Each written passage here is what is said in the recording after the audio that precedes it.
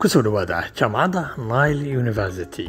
jaamacadda Nile oo aad uga barateen waxbarashadeedu aad u sareyso waxay qaadanaysaa fasal cusub qaybta fogaan barashada distance learning programs oo aad ku diyaarin doonto takhasusyo kala duwan ee undergraduateska.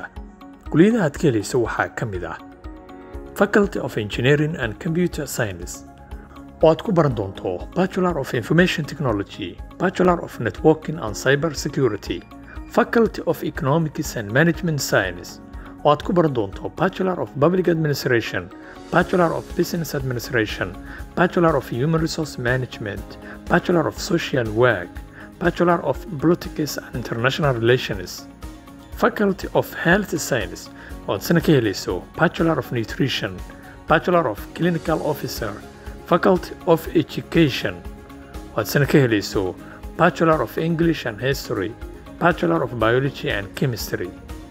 waxaa socotaa isdiiwaangelinta kulliyadaha kala duwan ee jaamacadda. casharada waxaad ku qaadanaysaa hab online ah goob kasta oo aad joogto adigoo isticmaalaya sistamka fogaan barashada ee jaamacadda. waxaan ku dhigayaa barayaal sare oo takhasus leh maadooyinka ay dhigayaan. si aad faahfaahin dheeriya u hesho soo booqo Nile University ama nagala soo xiriir nambarada shaashada kaaga muuqda.